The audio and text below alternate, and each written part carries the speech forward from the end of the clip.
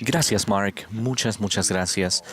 Y gracias a todos por permitirme estar con ustedes. Y ese coro maravilloso, es ridículo que hayan sido tan buenos. Deberían haber estado trabajando tal vez con una canción en nuestro corazón. Eso fue excepcional. No sé cuál es el texto de esa letra, pero me encantaría tener una copia. Tal vez debería saber que está por allí. No la necesito ahora, no ahora.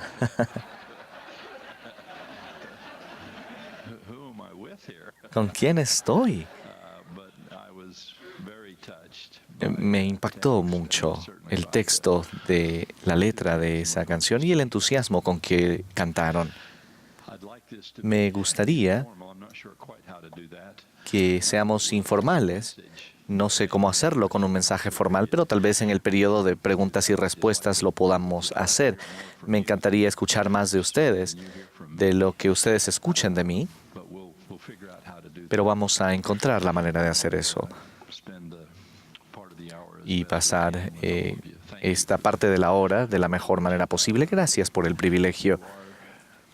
Ustedes son nuestros colegas. Hablo en representación de la primera presidencia, del Quórum de los 12, los 70 y el obispado presidente y todos los que están trabajando para construir el reino de Dios. Son ustedes quienes ayudan a aliviar el sufrimiento y eso es lo que la Iglesia debe hacer y lo que el Evangelio debe hacer y lo que el Salvador hizo. Y hay muchas maneras de hacer eso y ustedes lo están haciendo en algunas de las maneras más importantes y me siento honrado de participar con ustedes en este tan importante conferencia. Digo importante sin saber ni siquiera qué es lo que están tal vez tratando en su profesión, ya que no es mi elemento, pero el hecho de que lo están haciendo simplemente porque es su conferencia, para mí, lo que sea que ustedes hacen y todo lo que hacen es importante. Así que así es como me siento con respecto a este momento juntos.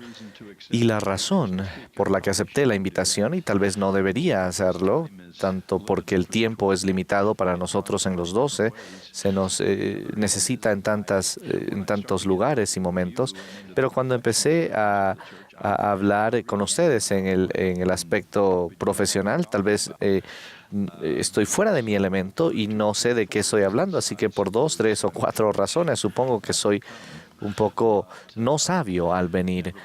Sin embargo, creo en lo que están haciendo y pensé que no venir sería una señal que no quisiera enviar. De hecho, el tema de lo que diga o no diga, o ya sea que no sé, les voy a contar el único chiste.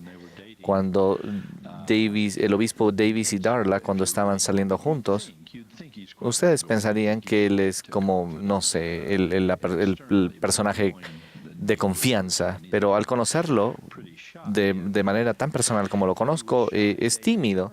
Y él se sentía tímido al salir con Darla. Darla quería que esto funcionara mucho antes de que él quería que funcionara y ella seguía esperando para que él pidiera su mano y él no quería tener el valor de hacerlo y pasaron los días y las semanas y las citas y finalmente obtuvo el valor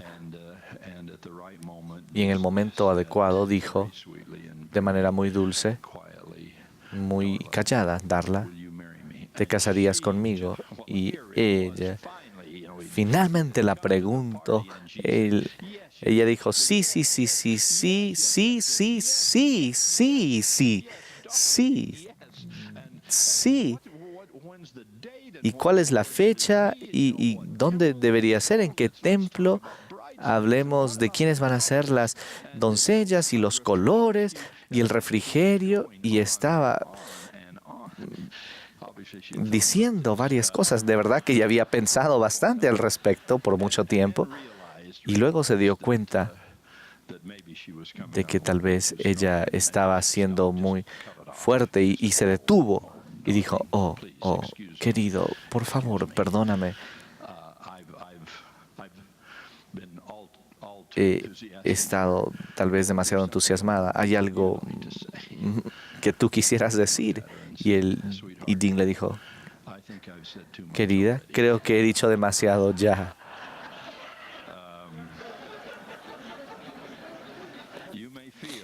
Tal vez ustedes se sientan en 30 minutos de que lo que yo diga tal vez fue demasiado ya y,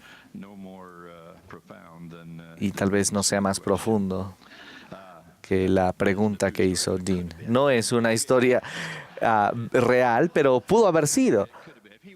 Si él quisiera que fuera real, él puede apropiarse de esta historia. Los animo en cuanto al trabajo que están haciendo, que es maravilloso. Es lo que vine a hacer, de verdad, es a alentarles. Están haciendo una contribución tremendamente significativa y al reino de Dios. Y esa es otra razón de por qué quería venir. Alguien tenía que decirles. Tal vez necesitamos decirles esto de manera más regular. El apóstol Pedro escribió de que los discípulos de Cristo deben tener compasión uno por el otro. Ciertamente, ustedes cumplen ese compromiso de manera con honor y de manera admirable en lo personal y lo profesional, y les agradezco su servicio. El presidente Harold B. Lee dijo, antes de la creación de su departamento, cito sus palabras, tantos de los problemas de por qué fue creado los servicios para la familia Sud o con los que lidia son síntomas de nuestro tiempo. Y eso era cierto en 1970, creo que es exponencialmente más verdadero y más aplicable el día de hoy. Las estadísticas actuales sugieren de que 1 en 5 adultos en Estados Unidos, eso significa 43 a 44 millones de personas, tienen problemas mentales cada año. La pornografía abunda con un sitio de pornografía que recibe 23.000 millones de visitas en 2016. Un solo sitio web. Hay casas que están en declive, divorcio, la cohabitación o los niños de padres solteros aumentan. O personas que son solteras o que viven con una pareja que no es marital tienen problemas, y ustedes ayudan con todo esto, con problemas a quienes encuentran, y eso no incluye de repente a los seres amados que están ligados o conectados a estos casos individuales, y cualquier esfuerzo para ayudarles con estos temas, tal vez morales, tal vez emocionales, es una tarea difícil. Y no les estoy diciendo algo que ustedes no sepan. Las montañas que les ayudan a ustedes a subir son grandes y son temibles. Les voy a compartir una carta que recientemente recibí de un hermano cuya esposa y 3 hijos adultos, todos sufren de enfermedades mentales serias. Hace 2 años, mi esposa tuvo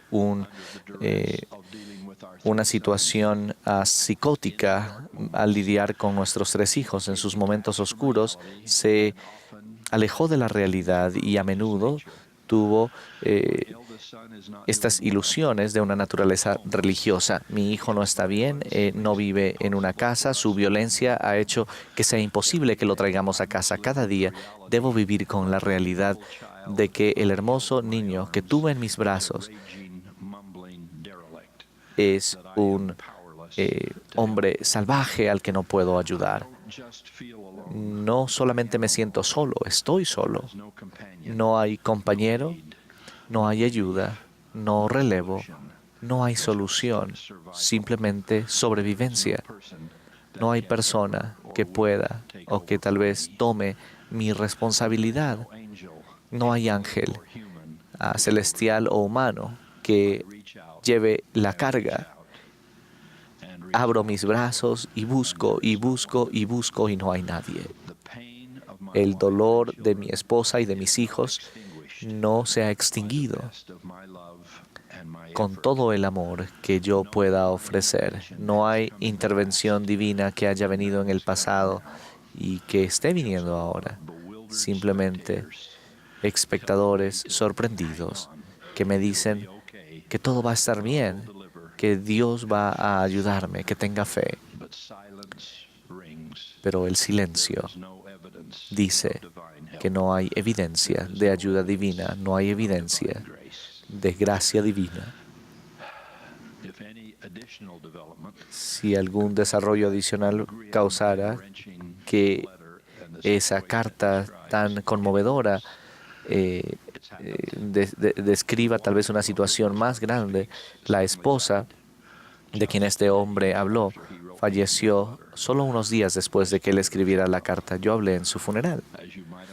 Como se imaginarán, el abandono que él sentía antes ahora es un sentimiento de aislamiento cósmico total al tratar de ganarse la vida y ser el único padre a sus 3 hijos que están en problemas. Cada día ustedes tratan de ayudar a personas así, armados con su capacitación profesional, llamando en su conocimiento y también su poder en el Evangelio. Ustedes pueden y ayudan a traer evidencia divina de la ayuda que hay, aún a pesar de lo que este hombre sienta. Ustedes traen las buenas nuevas del Evangelio de Jesucristo, lo hacen de manera profesional, lo que Alma enseñó que es el deber de cada discípulo de Jesucristo para ser llamado su pueblo, para estar en su iglesia. Debemos estar dispuestos a llevar las cargas los unos de los otros para que éstas sean ligeras, ¿sí? Y estar dispuestos a llorar con los que lloran y dar consuelo a aquellos que necesitan consuelo. En resumen, ser un testigo de Dios en todas las cosas, en todo lugar. Para mí, llevar la carga de otra persona es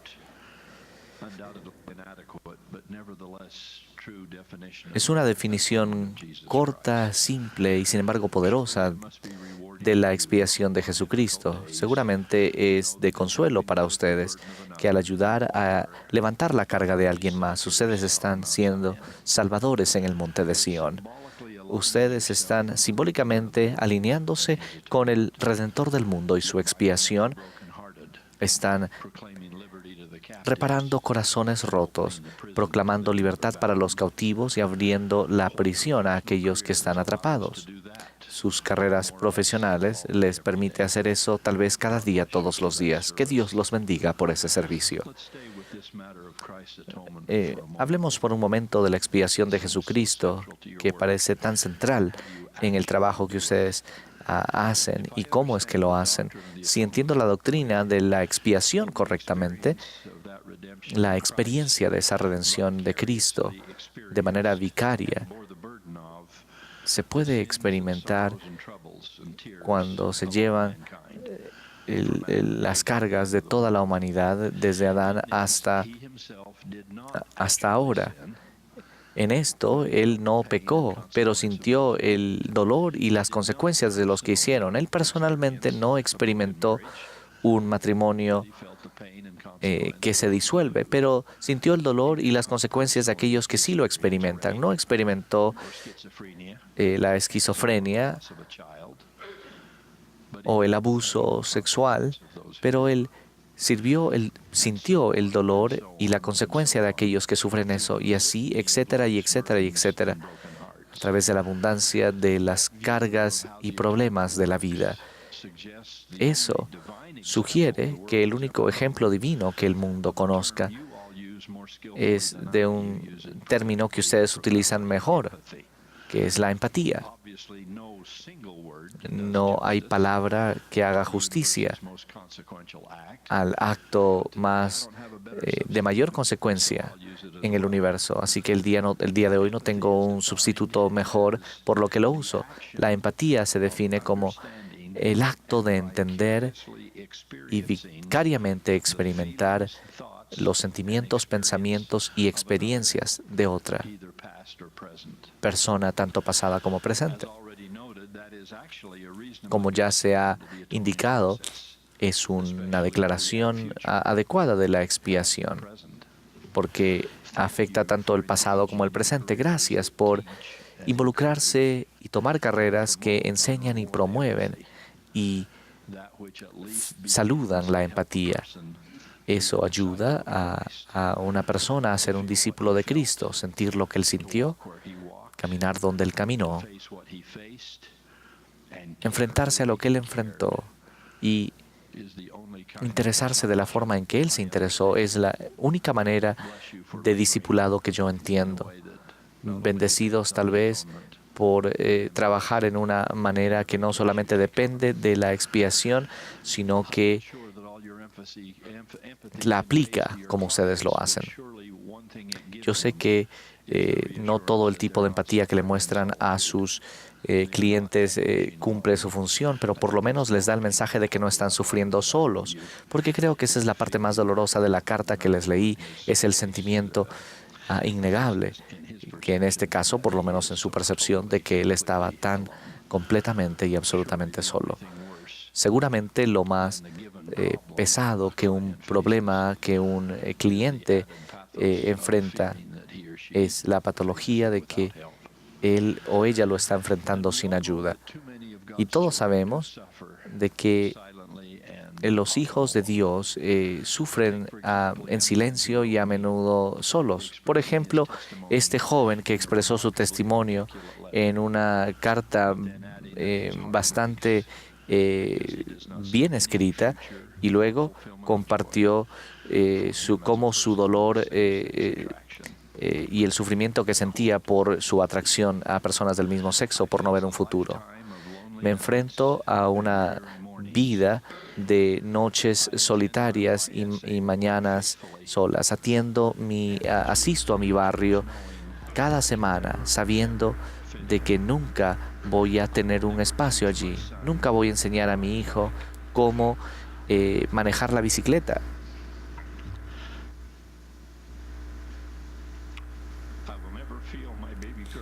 Nunca voy a sentir a mi bebé niña sostener mi mano al aprender ella a caminar. Nunca voy a tener nietos.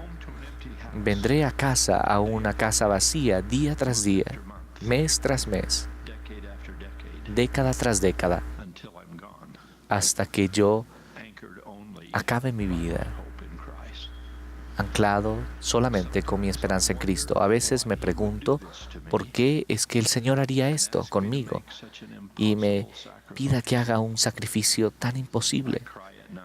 Lloro por las noches cuando nadie me puede ver. No le he dicho a nadie, ni siquiera a mis padres todavía. Ellos y mis amigos y mi obispo y mi presidente de estaca me rechazarían si supieran. No creo que eso sea cierto, pero él lo cree, así como han rechazado a aquellos que han caminado este camino frente a mí. Viviré la vida al margen. Tengo la opción de ser atacado o tal vez de ser aislado por ser soltero o de repente que la gente sienta lástima por mí de por qué no me he casado. La vida se ve larga frente a mí. ¿No hay un bálsamo en Gilead? Con tanto dolor, con tanta desesperanza. Una de las cosas que tal vez debemos tratar de dar a esas personas es la seguridad de que no están solos. Debemos estar comprometidos en ayudarles a entender que Dios está con ellos, los ángeles están con ellos y nosotros estamos con ellos. La empatía parece no tan adecuada, pero es un lugar donde empezar. Tal vez no podamos alterar la jornada, pero sí nos podemos asegurar que nadie la camine sola. Seguramente eso es lo que significa llevar las cargas los unos de los otros. Son cargas. Y quién sabe cuándo y si es que serán levantadas en la mortalidad. Pero podemos caminar juntos.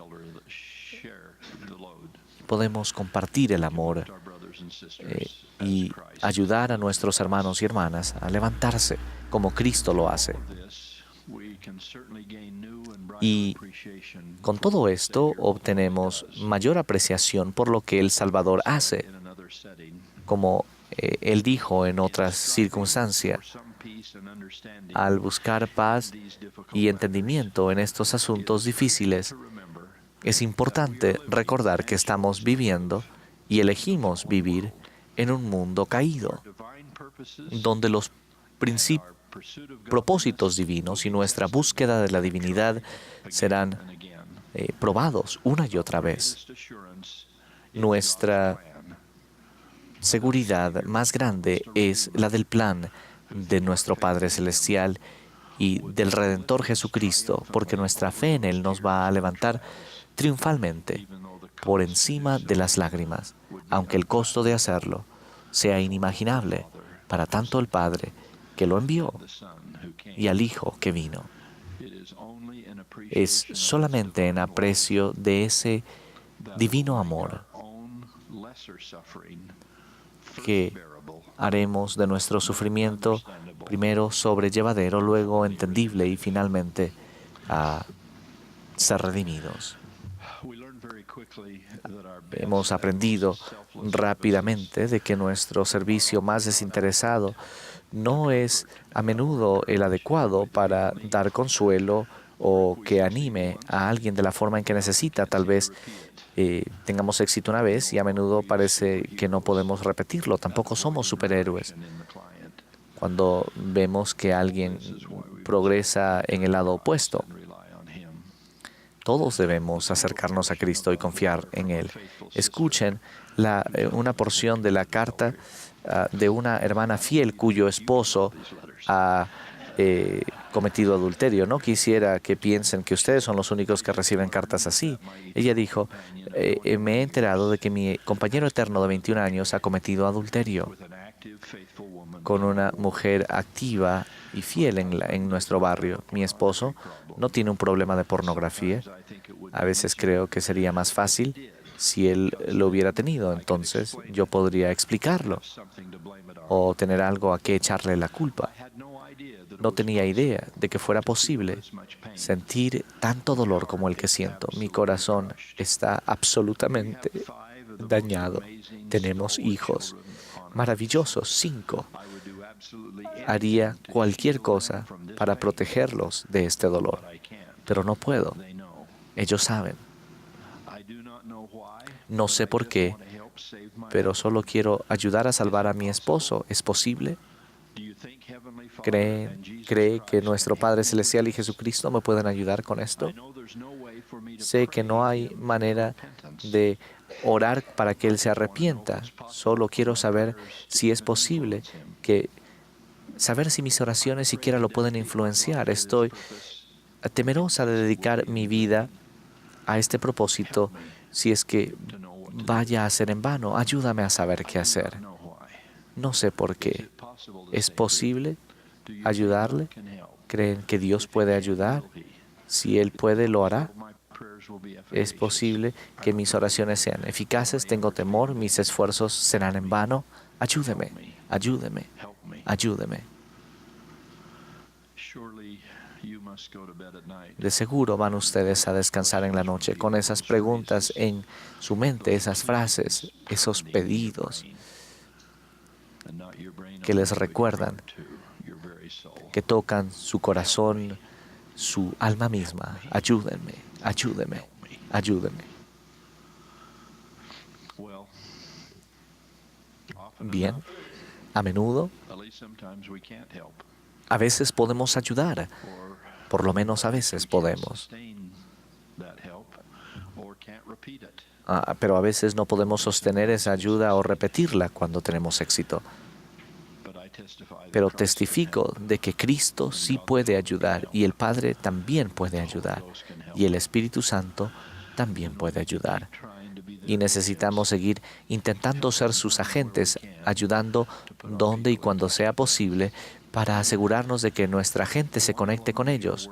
Un elemento de su trabajo que creo que no eh, tocamos a menudo es cómo ustedes se vuelven a fortificar y se fortalecen cuando los clientes esperan tanto de ustedes y toman tanto de ustedes.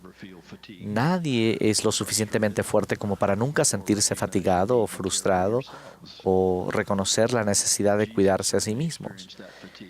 Jesús sintió esa fatiga, él sintió que se le iba la fuerza, él dio, dio y dio, pero había un costo adherido y él sintió el efecto de tantas personas que confiaban en él. Cuando la persona, la mujer con el problema de sangre, lo tocó en la multitud, él la sanó, pero él notó de que su poder había salido de él. Y lo mismo ocurre con nosotros. Siempre he estado maravillado con el hecho de que el Salvador pudiera dormir durante una tormenta.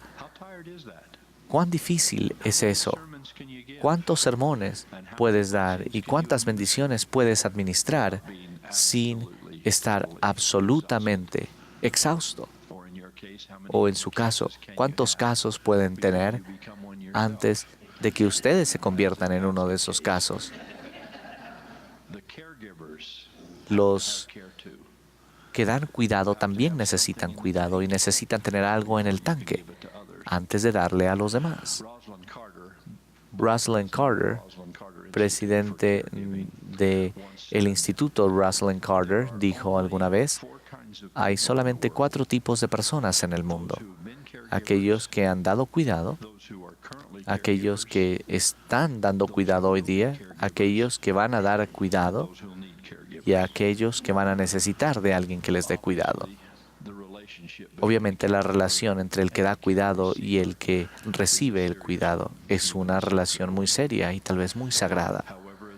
Sin embargo, al experimentar el reto de compartir las cargas los unos de los otros, debemos recordar que nadie está inmune al impacto de sentir empatía por el sufrimiento y el dolor de alguien que nos interesa.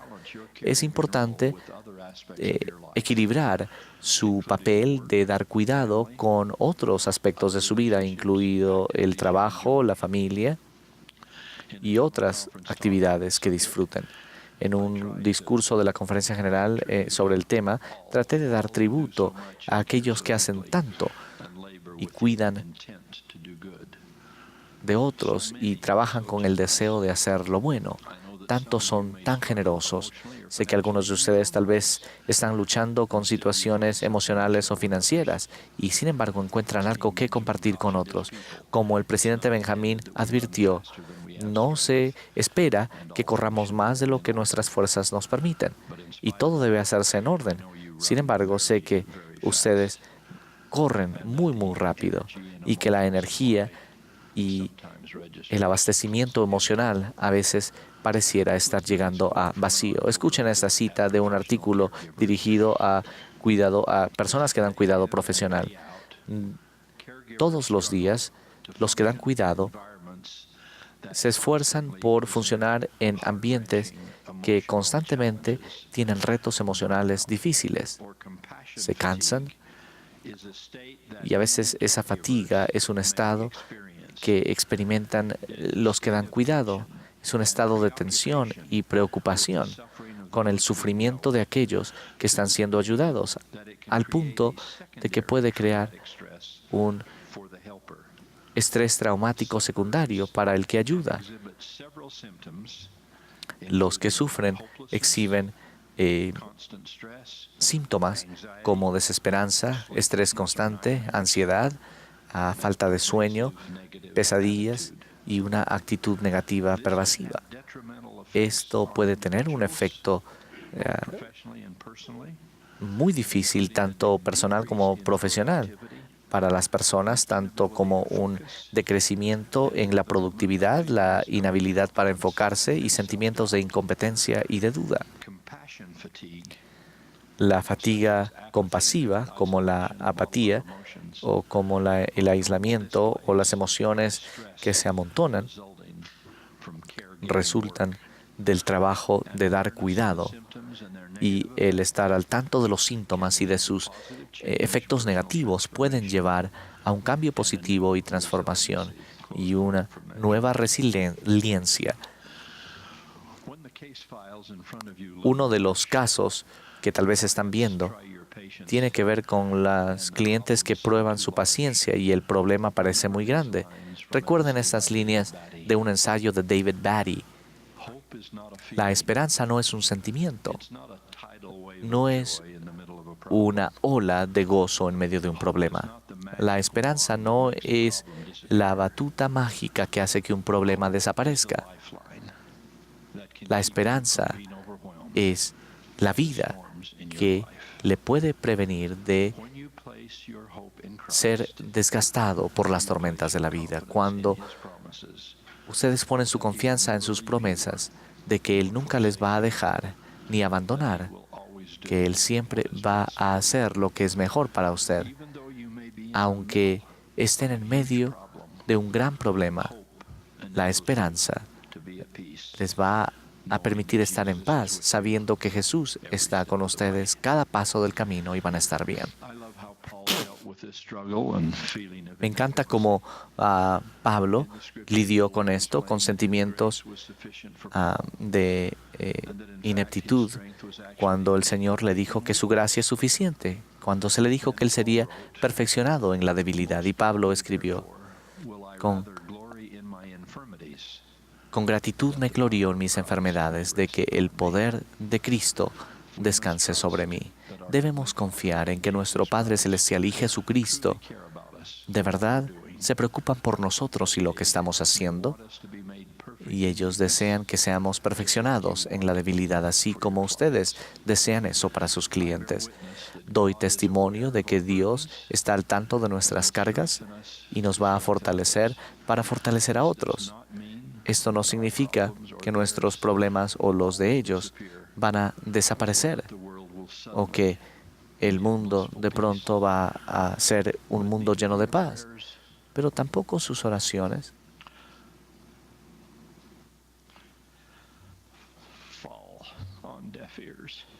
caen en oídos sordos, ni tampoco las oraciones de sus clientes y sus familias, de la viuda, de la mujer o hombre divorciados, el solitario, el abusado, el desesperanzado, todos. Hermanos y hermanas, la obra que están haciendo es crucialmente importante. Literalmente la obra del Maestro, ciertamente la obra de su iglesia. La pequeña muestra de cartas que les he compartido muestran cuánto se necesita la ayuda que ustedes brindan, cuánto se espera, cuánto es esto considerado maná del cielo. Como se dijo cuando hablamos de aquellos que son instrumentos en las manos de Dios, se nos recuerda que no todos los ángeles son del otro lado del velo. Algunos de ellos caminan entre nosotros. Hablamos con ellos, escuchan ahora, hoy día, todos los días. Algunos de ellos viven en nuestros vecindarios.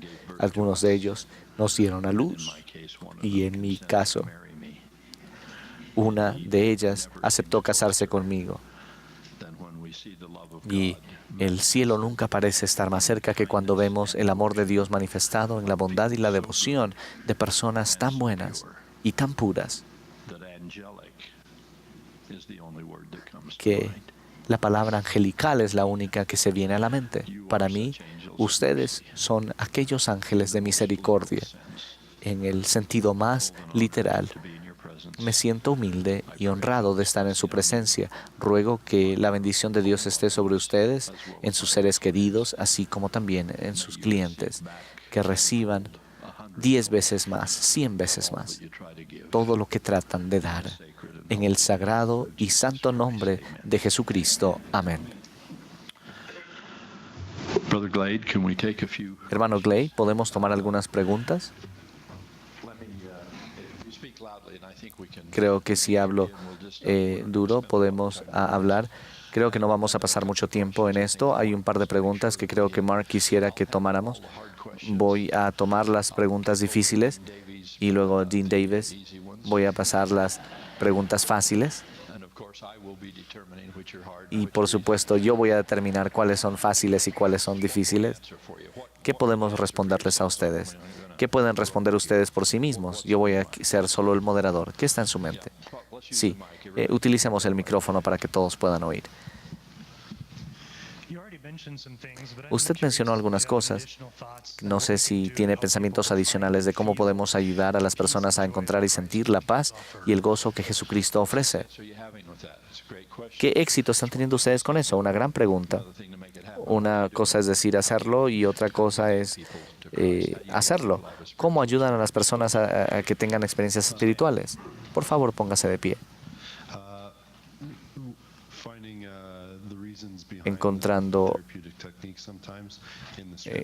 de repente las razones de por qué las prácticas terapéuticas están en las Escrituras. A veces ayudo a las personas en las sesiones a sentir a Cristo a través del enfoque terapéutico. Yo haría todo lo que sé para llevarlos a donde el Espíritu existe y esté de cerca en las Escrituras. Si son personas que no oran, les ayudaría a orar. Si son personas que están investidos, les ayudaríamos a ir al templo. Pero yo haría y tomaría a alguien a quien conozco para ayudarle a sentir cómo funciona el Espíritu. Otro comentario. Hay situaciones en las cuales nuestra capacidad profesional o humana. There's some situations. I'm getting 2/3 of that. Okay. ¿Tú puedes repetirlo? Okay, hay situaciones en las cuales nuestra capacidad profesional There's situations in our professional training y tal vez de liderazgo and sometimes in leadership en la cual no podemos quizás ayudar a la persona en la cual estamos trabajando. in which we're not really able to help the person which we're working with. Cuando llegue ese momento en el cual nosotros no podemos hacerlo por nosotros mismos, ¿cuál sería su consejo en ese caso a nosotros? When we get to that point where we're not able to do it by ourselves, what would be your counsel? How you handle that? That's half professional, I guess. Maybe it's half. El cómo hace eso es la mitad profesional, la mitad personal. Y mis limitaciones, en dónde, cuando llega a esas limitaciones, ¿a dónde es que lo lleva? Yo le puedo dar ejemplos. Yo tuve un misionero con el que he estado trabajando últimamente en el campo, que solamente habla un español quebrantado, está en Guatemala, y su compañero, que también ya he visto anteriormente para terapia, para ansiedad y el trastorno compulsivo obsesivo. Y la experiencia ha sido espiritual para los tres de nosotros. Y este jovencito de Guatemala que sufrió un abuso severo y es miembro de la iglesia hace 2-3 años, y que con este estrés postraumático él no podía seguir adelante ni para atrás, no podía pensar, y el tratar de enseñarle algunas de las habilidades para acoplarse, para lidiar con estas cosas, para ayudar a las personas a superar ansiedad severa. No podía escuchar, no podía entender. Entonces, hicimos ejercicios físicos de pasar de un pasillo oscuro a la luz brillante de afuera y hacer estas cosas una y otra vez. Y él regresó un día. Bueno, el primer ejemplo era de que nosotros oramos y le pedíamos que hiciera una oración. Y él estaba abrumado con el sentimiento de que yo nunca sabía que mi madre tenía tanto dolor, porque su madre era la que sufría el abuso también. Y de allí, dentro de la 4ª sesión, él regresó y dijo, yo pude salir de esta confusión. ella podía, y era por el Espíritu.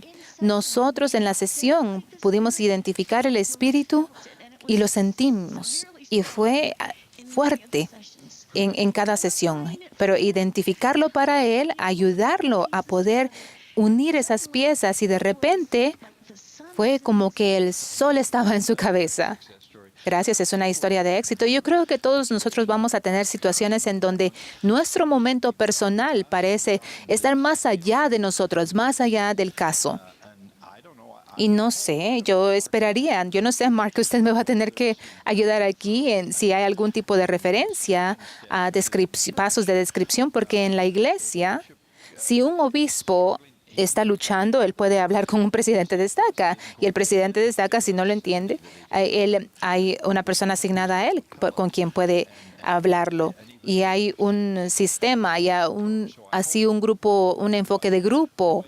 Y espero que tengamos formas en las que nosotros podamos tener una asesoría profesional, tal vez un intercambio de grupo, y para poder tener una respuesta en lo que hemos pensado antes. En la parte de atrás, por favor.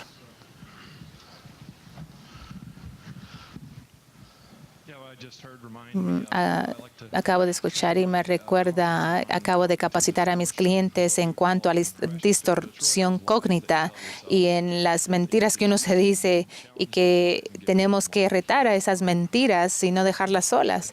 Y yo hago eso mucho. ¿Hay una mano? Me faltó otra pregunta. Yo trabajo en Rexburg y tenemos a muchos jóvenes, muchas estacas de adultos solteros, y no recibimos mucha ofrenda de ayuno aquí. No sé si podemos mandar a esta persona que tiene necesidad para terapia. Y he escuchado eso de otros obispos. Somos un barrio pobre, no somos uno de esos barrios que tiene muchos fondos. Entonces, si usted puede hablar respecto a eso y cómo podemos ayudar a esos barrios que tal vez los recursos no son muy abundantes. Bueno, obispo, yo creo que ese es el problema. Como personas, como individuos, no estamos solos. Ningún barrio está solo. Tenemos los recursos para hacer eso. Hay un proceso en el campo, y yo creo que tenemos que hacer lo que tenemos que hacer. Tenemos que hacer nuestra parte. Pero yo creo que nadie en esta iglesia en algún momento que tenga necesidad de alguien va a tener la oportunidad por la generosidad de alguien más. Entonces, si puede, usted, por favor, hable. ¿Quiere hablar en este micrófono? Gracias. Bueno, usted tiene uno ahí. Pero Elder Holland, a lo que él se refiere es de que tenemos más de 30,000 obispos o presidentes de rama en toda la iglesia, en todo el mundo, que sacan los fondos de una cuenta que no tiene límites. Y es especialmente para ayudar a estos obispos a entender que ellos tienen la capacidad de sacar de esos fondos que no están limitados por la contribución de sus miembros de su congregación, y que cualquier persona en cualquier parte del mundo pueden llamar a su obispo o presidente de rama con la necesidad que tenga, y esperamos que no haya esa limitación. Ustedes piensan en eso, que no es más que un milagro. Que los obispos, si incluimos a los presidentes de estaca, que puedan sacar de las contribuciones fieles de las personas en todo el mundo. Gracias. Lo único que yo pediría es de que si estuviera visitando tal barrio, ¿está usted pagando su parte? Pero ellos tienen que enseñar el principio y conocer el principio de la ofrenda de ayuno y los principios en los recursos milagrosos que están disponibles. Tengo un hijo que es un misionero que regresó antes de tiempo, y mi pregunta para usted es, ¿qué tipo de consejo le podemos dar que aliviaría algo del sufrimiento, de la tristeza, la pérdida que él siente de venir antes de tiempo? Yo creo que es un asunto que tenemos que hablar. Y supongo que nadie en la iglesia ha ido más en récord sobre el tema de ir a la misión, y que yo estaba aterrorizado en el CCGM y creo que tenía rasguños en la ventana. Y digo esto por el hecho de no estar con nostalgia, que no es una cosa difícil, cuando es una razón legítima para regresar, pero cualquiera que sea la razón, ya sea por medio de la línea eclesiástica o cualquiera que sea la razón que el misionero y los padres, si este misionero regresa a casa, entonces el paisaje cambia, entonces la historia cambia. Y yo no creo que hemos hecho lo suficiente. Yo creo que hemos hecho una referencia bien chiquitita y casi sin intención en cuanto a los misioneros que vienen a casa. Y, santo cielo, la respuesta que ha salido de esto me dice cuán poquito hemos hecho, cuán poquito hemos dicho. Y en ese caso, lo que yo le digo a los misioneros es lo que le he tratado de decir a la iglesia, y es de que el periodo de tiempo de la misión, nada en la misión dice de un periodo de 2 años o de 18 meses. Wilford Woodruff le hubiera encantado cortarla a 2 años. Y Alma y Amulek, ellos fueron, ¿qué? 14 años, los hijos de Mosía. Entonces, yo trato de sacar a la gente de la idea de un periodo fijo de tiempo y que disfruten la misión, que la atesoren por lo que fue. Y no sigan hablando, yo les digo que no sigan hablando. Lo primero que sale de su boca es, salí de mi misión antes de tiempo. Y entonces la compulsión de no superar esto, estoy en el barrio y no estoy divorciado. Usted no va y dice eso en su barrio. Entonces yo creo que no es lo más importante que queremos escuchar. Y lo que uso en este video pequeño, y yo creo que ustedes lo han visto, creo que la misión más famosa y tal vez más importante es de que Heber C. Kimball en 1907, la historia es de que los chiquititos venían y que se colgaban de sus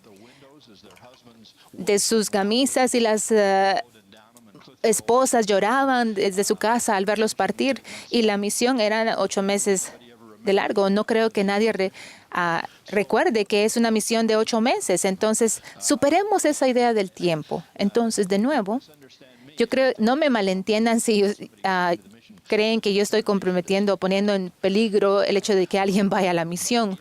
Pero si ellos tienen que venir y si lo hacen, son importantes. Eso es eterno. Ese es un hijo de Dios. Él es importante por el resto de su vida.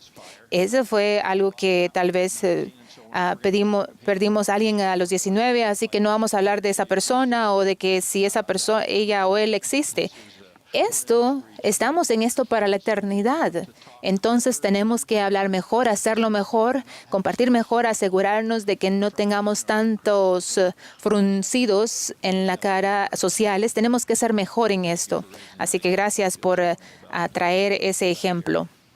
Por favor, ahí en la parte de atrás.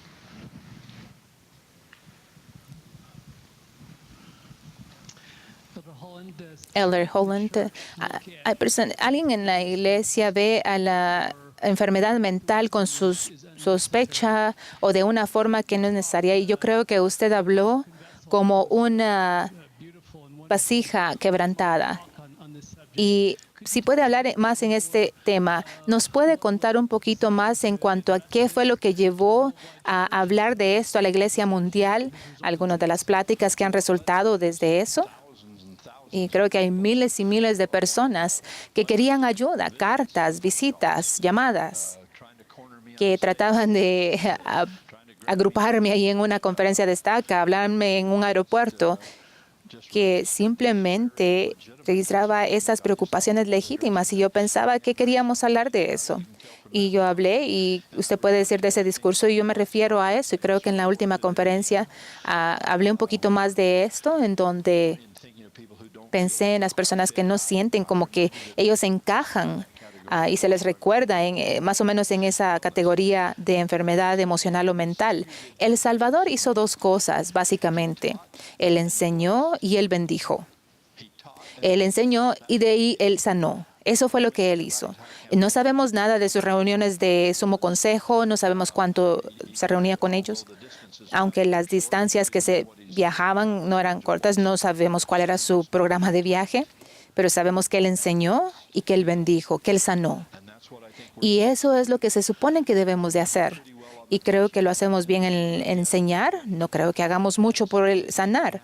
Y mucho del sanar tiene que ver con este grupo en el siglo XXI, en donde hablamos del ciego, del sordo y del cojo. Y yo creo que no tenemos muchos ahora de lo que y tenemos muchas más personas con trastorno bipolar, depresión o esquizofrenia.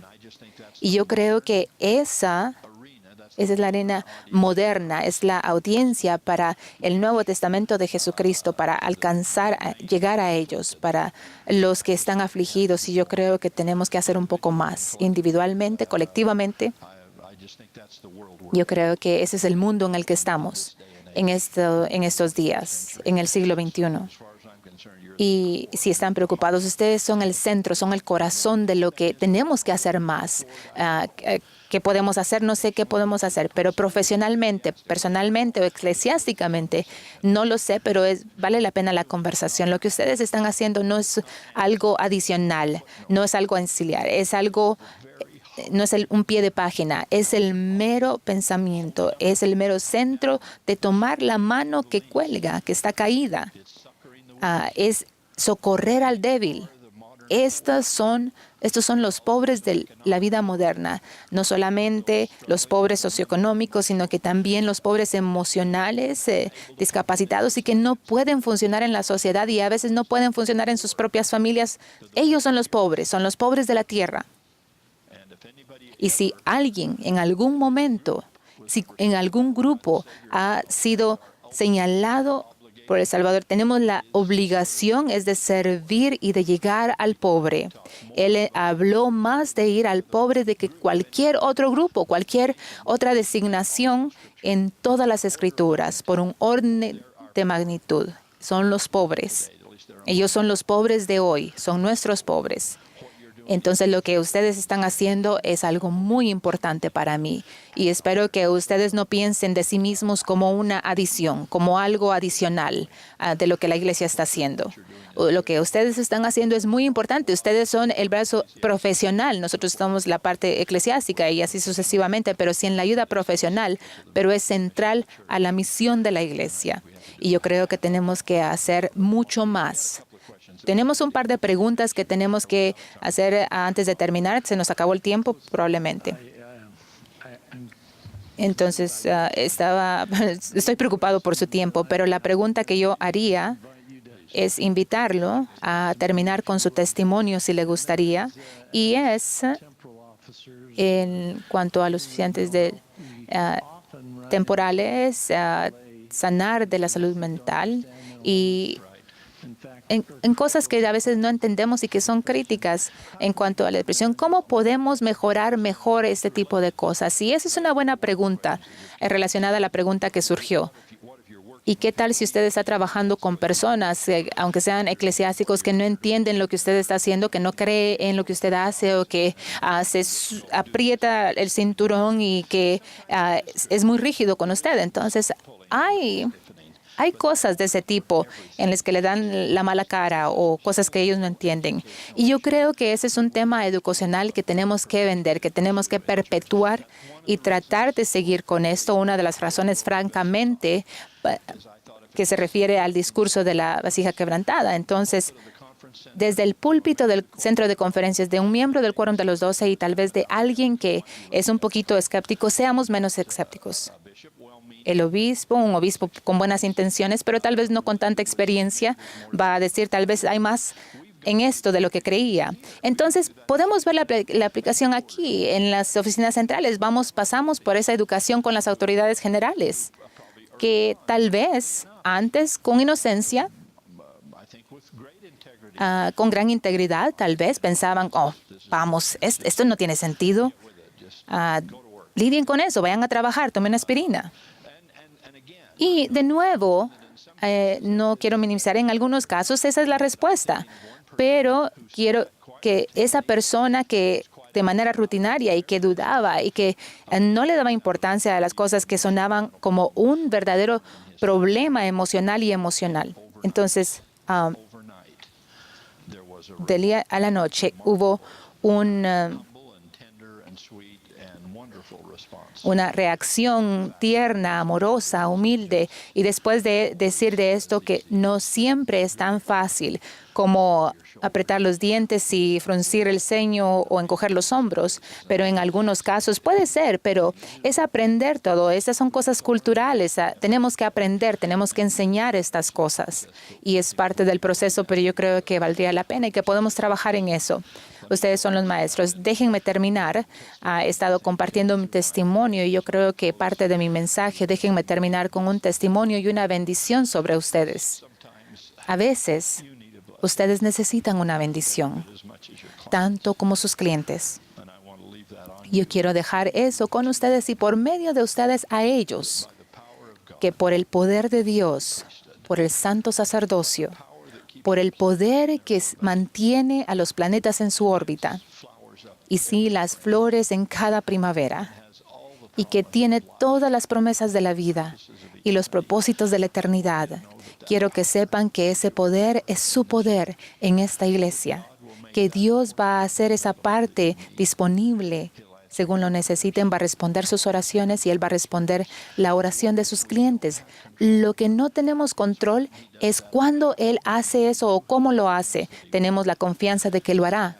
Y yo tengo esa confianza y se la doy a ustedes como promesa. Él los bendecirá y los va a bendecir a ellos. Y yo supongo que todos tenemos las oportunidades de trabajar con pacientes, de aprender paciencia y longanimidad, pero esas son virtudes de Jesucristo para los discípulos, lecciones para los discípulos de Jesucristo, ya sea que nosotros seamos pacientes, ya sea longanimidad para sus clientes o para nosotros. No descartemos eso tampoco como respuesta de Dios a su propósito para nosotros. Les bendigo para que puedan ser sostenidos, para que sean inspirados, de que tengan luz, rayitos de luz de inspiración, de conocimiento puro que fluya en el momento exacto en el que se necesite, como dice en la sección 100, en el momento en el que puedan terminar y puedan darle esa idea a la persona. Yo les bendigo y a sus familias, a sus esposas e hijos y los hijos de sus hijos si están casados, que no sufran y que esto no sea una carga para ellos porque están dando tan desinteresadamente a otros. Y aquellos que no estén con familia, que no estén casados, aquellos también los bendecimos para que estamos en esto juntos y que nadie, como dijimos, los clientes, queremos asegurarnos de que nunca se sientan solos, que usted sepa el amor de Dios por ustedes y que la asistencia de los ángeles de los que yo hablé, ustedes son una forma de esa hueste angelical, de que ustedes tienen derecho al otro tipo, del otro lado del velo, a quienes los cuidan a su gente y que están con ustedes.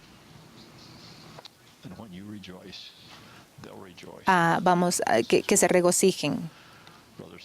Hermanos y hermanas, esto vale la pena. Es el Evangelio en acción. Y les bendigo para que tengan éxito y para que sean todo lo que son y todo lo que son ustedes para mí hoy. En el nombre de Jesucristo. Amén.